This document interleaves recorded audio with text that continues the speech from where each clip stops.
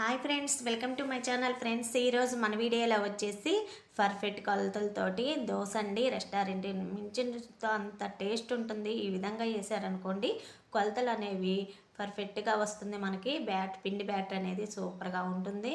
మనకు కొలతలతో దోశ వేయాలంటే మనకి కొలతలేనండి. ఎంత పర్ఫెక్ట్గా వేసుకుంటే కొలతలు అనేవి అంత బాగా వస్తుంది. లేయర్గా లేసి చూడండి ఎంత బాగా వచ్చిందో. ఈ కొలతలతో వేసారనుకోండి చాలా రుచిగా ఉంటుంది. దీంట్లో కాంబినేషన్గా చట్నీ కూడా చేశానండి. చాలా రుచిగా ఉంటుంది ఈ చట్నీ. చూడండి ఎంత బాగా వచ్చినాయో, రోల్ లాగా లేసి అలా అంత బాగా వస్తాయి. మీరు కూడా ఈ కొలతలతో చేయండి. వేసుకుంటే ఎంచక్క దోశ అనేది పర్ఫెక్ట్గా బాగుంటుంది. టేస్ట్ కూడా చాలా బాగుంటుందండి. ఎలా చేయాలో చూపిస్తాను.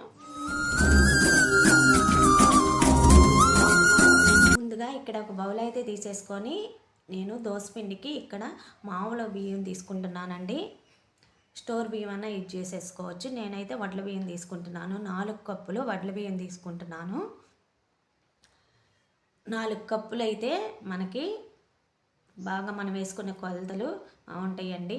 4 కప్పుల రైస్కి 1 కప్పు మినపగుళ్ళు అయితే వేసుకోవాలి. చూడండి, 4 కప్పుల రైస్ 1 కప్పు మినపగుళ్ళు వేసేసుకోవాలి. దీంట్లోకి అరకప్పు పచ్చెనపప్పు వేసుకోవాలండి. అప్పుడే మనకి బాగా ఎరడాలుగా దోశ అనేది మంచి స్మెల్గా టేస్ట్గా బాగా వస్తుంది. చూడండి, ఈ విధంగా ఇంకా ఈ 3 పక్కన పెట్టేసి దీంట్లోకి 2 స్పూన్ల మెంతులు అయితే నానబెట్టుకుంటున్నాను. 2 స్పూన్లు వేసుకోండి. దోశ అనేది మంచి కలర్గా మంచి టేస్ట్గా వస్తుంది మెంతులు వేసుకుంటే. ఈ విధంగా 2 కడిగేసేసి నీట్గా పెట్టుకోవాలండి. చూడండి, ఆ విధంగా మనం నానబెట్టుకునే ముందు 2 సార్లు కడిగేసామనుకోండి వేస్ట్ ఉన్న వచ్చేస్తుంది.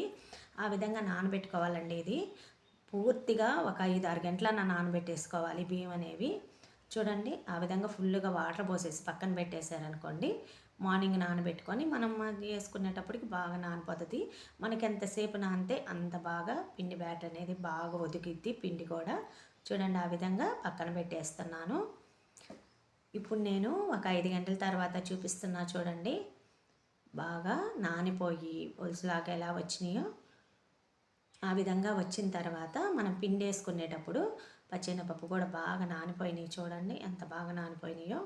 ఇవి కూడా 2 సార్లు కడిగేసేసుకోవాలండి. మనం దోశ వేసేటప్పుడు ఆ విధంగా కడిగేసేసి, ఇది గ్రైండర్లు వేసుకునే వాళ్ళు గ్రైండర్లు వేసుకోవచ్చు, లేదా మిక్సీకి వేసేసుకోవచ్చు అండి. నేనైతే గ్రైండర్లో వేసేస్తున్నాను. గ్రైండర్లో వేసుకుంటే దోసపిండి అనేది మనకి బాగా ఒదిగిద్ది. ఇలా గ్రైండర్ వేసుకోలేని వాళ్ళంటే బయట కూడా వేసిస్తారండి. ఈ విధంగా దోసపిండి అనేది మనం గ్రైండర్లో వేసుకుంటే బాగా ఒదిగిద్ది. పిండి కూడా దోశ కూడా బాగా లేసి వస్తుందండి. మనకి రెస్టారెంట్ స్టైల్లో హోటల్ స్టైల్లో కావాలనుకున్న వాళ్ళు గ్రైండర్లో వేసుకోవడమేను. ఇదే ఇంట్లో నేను మెంతులు కూడా వేసేసుకున్నానండి. మిస్ అయింది. చూడండి, కొద్దిగా రాళ్ళు పట్టేసినట్టుంటుంది. మనం టైట్గా వేసుకోవాలి. ఎమ్మటే వాటర్ వేయకుండా కొద్ది వాటర్ అయితే యాడ్ చేసేసుకుంటూ అలా వేసేసుకోవాలండి మొత్తం. చూడండి, పిండి అనేది మనకి నీళ్ళుగా లేకుండా కొద్ది టైట్గా అలా ఉండాలండి. మరీ మెత్తగా వేసుకోకూడదు. పిండి కొద్ది గరుగ్గా ఉంటే దోశ అనేది బాగా వస్తుంది. ఇలా ఒక అరగంట పక్కన పెట్టేసామనుకోండి, పిండి అనేది పూర్తిగా మెదిగిపోయిద్ది. మెదిగిపోయిందాక చూపిస్తున్నా. చూడండి ఎలా మెదిగిపోయిందో అంత బాగా మెదిగిపోవాలి. చూడండి, పిండి అనేది ఆ విధంగా ఉండాలి. మనకు వాటర్ అనేవి మనం వేసుకునేటప్పుడు యాడ్ చేయం కాబట్టి ఈ విధంగా మనం వేసుకునేటప్పుడు ఈ విధంగా కన్సిస్టెన్సీలో వేసుకోవాలండి. చూడండి, ఆ విధంగా వేసుకొని ఇంకా పక్కన పెట్టేసేసుకున్నాను. ఎంత బాగా ఒదిగిందో పిండి అనేది గ్రైండర్లో వేసుకుంటే. నాకు ఫుల్ అయిపోయి కొద్దిగా అయితే ఇంకో పక్క గిన్నెలో తీసి పెట్టుకున్నానండి. అంత ఒదిగిద్ది. మనం పిండి తీయగానే ఇలా బాగా చేసేసుకోవాలి. అప్పుడు పిండి అనేది బాగా పట్టిద్ది. కొద్దిగా హీట్గా ఉంటుంది కాబట్టి ఇలా ఫ్రిడ్జ్ చేసి పెట్టుకున్నాం అనుకోండి, పిండి బాగా పట్టి బాగా ఒదిగిద్ది. ఇదేనండి టెక్నిక్గా చేసుకోవాలి. చిన్న చిట్కాలు మనకు దోశ అనేవి బాగా వస్తాయి. ఈ చిట్కాలు ఫాలో అయితే మనకి దోశ బాగా వస్తుందండి. ఈ విధంగా చేసేసి నైట్ అంతా పక్కన పెట్టేసుకుంటున్నాను. చూడండి, దీంట్లోకి చట్నీ చేస్తున్నానండి. పచ్చిమిరపకాయలను మామూలుగా పచ్చియను వేపిని వేరుశనగపప్పు. ఈ చట్నీ చేశారనుకోండి ఈ దోశలకు చాలా టేస్ట్ ఉంటుంది. శనగపప్పు కొద్దిగా పచ్చి కొబ్బరి వేసుకుంటే కొత్తిమీర వేసుకోండి. చాలా రుచిగా ఉంటుంది ఈ చట్నీ. కొత్తిమీర, కొద్దిగా సాల్టు, కొద్దిగా ఉన్నట్టు లేనట్టు చింతపండు వేసేసుకుంటున్నాను. దీంట్లోకి నిమ్మరసం అయినా వేసుకోవచ్చండి. చింతపండు వేసుకుంటే మంచి టేస్ట్ ఉంటుంది చట్నీ అనేది. ఇవి బాగా మెత్తగా గ్రైండ్ చేసేసుకోవాలి. ఈ చట్నీ అనేది మనం దోశల్లో తినేటప్పుడు నీళ్ళుగా లేకుండా టైట్గా ఉంటే బాగుంటుందండి. చూడండి ఎంత బాగా వచ్చిందో, అంత బాగా మెత్తగా వేసేసుకోవాలి. ఇదంతా ఒక బౌల్లో తీసి పెట్టుకున్నారనుకోండి, కొద్దిగా మనకి టైట్గా ఉంటే ఏంటంటే ఈ చట్నీ తింటానే మనకు చాలా టేస్ట్ ఉంటుందండి. సార్ మీరు కూడా దోశల్లోకి ఈ విధంగా వేయండి. దీంట్లో పోపు అయితే పెట్టుకోవడానికి పోపు అయితే వేస్తున్నాను. పోపు వేసుకుంటే ఏంటంటే చట్నీ అనేది మంచి టేస్ట్గా ఉంటుంది. అలా పోపు వేసేసుకొని దీంట్లోకి ఎండుమిరపకాయలు, చిన్నులపాయ వేసామనుకోండి మంచి టేస్ట్గా ఉంటుంది. చిన్నులపాయ వేస్తే చట్నీలోకి, అలా ఎండుమిరపకాయ కూడా బాగా ఏగనిచ్చి 2-3 రెబ్బల కరివేపాకు వేసేసుకొని పోపు వేసేసుకున్నాం అనుకోండి చాలా రుచిగా ఉంటుంది. చూడండి ఆ విధంగా పోపు అయితే వేసేసానండి. అలా వేసేసి చట్నీ అయితే రెడీ అయిపోయింది. ఇంతేనండి, సింపుల్గా ఈ చట్నీ. మీరు కూడా ఒకసారి ట్రై చేయండి. దోశల్లోకి చాలా టేస్ట్ ఉంటుంది, రుచిగా కూడా ఉంటుంది. మార్నింగే చూపిస్తున్నా చూడండి, దోశ పిండి అనేది ఎంత బాగా పొంగిందో. నాకు పొంగిపోయి పిండి అనేది బయటకు వచ్చేసింది. అంత బాగా మనం వేసుకున్న కొలతలు పిండి కొన్ని చిట్కాలు ఫాలో అయితే పిండి అనేది పర్ఫెక్ట్గా బాగా వస్తుందండి.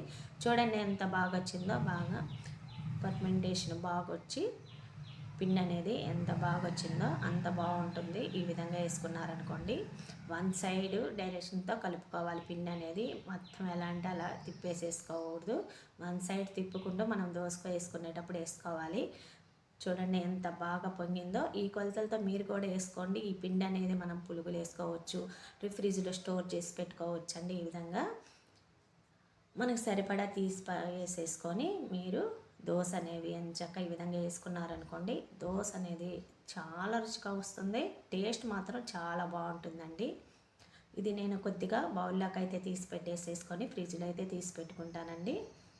చూడండి ఆ విధంగా కొద్దిగా ఇంకా వాటర్ ఏమి యాడ్ చేయకుండా పిండి అనేది మనకి వాటర్లో వేసేసుకోకుండా పిండి అనేది టైట్గానే ఉండాలి. కొద్దిగా సాల్ట్ సరిపడా వేసేసుకొని తిప్పేసుకొని పక్కన పెట్టేసేసుకోవాలి. ఇంకా సోడా ఉప్పు కానీ ఏం అవసరం లేదండి, పిండిలో అంత బాగా వస్తాయి. చూడండి ఈ విధంగా మొత్తం అయితే కలిపి పక్కన పెట్టేసేసుకుంటున్నాను. మనం ఫ్రిడ్జ్లో పెట్టేటప్పుడు సాల్ట్ వేసేసుకోకుండా పెట్టుకున్నాం అనుకోండి, పిండి అనే టేస్ట్ మారకుండా ఉంటుంది. మనం వేసుకునేటప్పుడు కలుపుకున్నాం అనుకోండి, పిండి టేస్ట్గా ఉంటుంది. చూడండి ఆ విధంగా టైట్గా ఉంటే దోశ అనేది బాగా వస్తుంది. ఇప్పుడు పెనం పెట్టేసేసుకొని వేసేసుకున్నాం అనుకోండి, చూడండి ఎంత బాగా వచ్చిందో. మీరు మెత్తటి అన్న వేసుకోవచ్చు. పిల్లలు ఎక్కువగా డ్రైగా కావాలంటారు, పల్చంగా కావాలంటారు కొంతమంది పిల్లలు. మా ఇంట్లో పిల్లలు కూడా పల్చంగా ఉండాలండి దోశలు.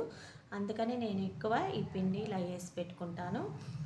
చూడండి లైట్గా ఆయిల్ వేసేసుకొని దీంట్లోకి మనం కారమైన ఆనియన్స్ అయినా ఎగ్ అయినా వేసుకోవచ్చండి.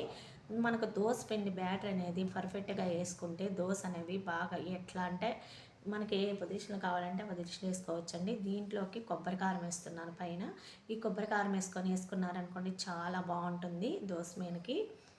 చూడండి అలా లైట్గా ఆయిల్ వేసేసుకొని కాల్చుకున్నారనుకోండి, బాగా ఎరడాలుగా బాగా నీట్గా తీసుకోవచ్చు. అలా వన్ సైడ్ తిప్పుకుంటూ రోల్ లాగా చేసేసి వేసేసుకోవడమేనా, సర్వ్ చేసేసుకోవడమేనండి. చూడండి ఎంత బాగా వచ్చిందో ఆ విధంగా వస్తుంది. ఈ విధంగా ఇంకొకటి అయితే చూపిస్తాను చూడండి.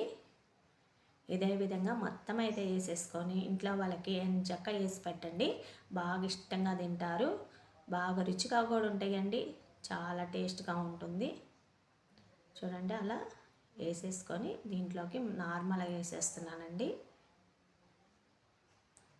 ఈ విధంగా వేసి పెట్టేశారనుకోండి, ఎంచక్క మనకి పిండి అనేది బాగా ఒదిగిద్ది, బాగుంటుందండి. అలా వన్ సైడ్ మొత్తం కాల్ చేసేసుకొని అలా రోల్లాగా తిప్పేసేసుకున్నాం అనుకోండి. కొద్ది మెత్తటి అన్న వేసుకోవచ్చండి. కొంతమంది మెత్తటి తినడానికి ఇష్టపడతారు. కొద్దిగా మెత్తటి కావాలనుకోండి, కొద్దిగా వాటర్ వేసేసుకున్నారనుకోండి మెత్తగా వస్తాయి. చూడండి ఈ రెండు కాంబినేషన్లో ఈ విధంగా చట్నీ, ఇంకో చట్నీ కూడా చేస్తానండి, టమాటా చట్నీ. దీంట్లోకి రెండు ఈ 2 చట్నీలు వేసుకొని తిన్నారనుకోండి అంత బాగుంటాయి. అక్కడ తినేవాళ్ళు 2, 3 తినేస్తారు. అంత టేస్ట్‌గా ఉంటుందండి. మీరు కూడా ఒకసారి ట్రై చేయండి ఫ్రెండ్స్. ఈ చట్నీ దోసల మెజర్మెంట్‌తో మన చూడండి ఆ విధంగా వేసి ఇచ్చారనుకోండి దోసలు బాగా వస్తాయండి. మీరు కూడా ఒకసారి ట్రై చేయండి ఫ్రెండ్స్. ఎలా ఉన్నాయో కామెంట్ చేయండి. మన ఛానల్ లైక్ చేయండి ఫ్రెండ్స్. ఇంతే సింపుల్గా ఇంట్లోనే ఈజీగా మనం ఎంతో రుచిగా చేసేసుకోవచ్చండి.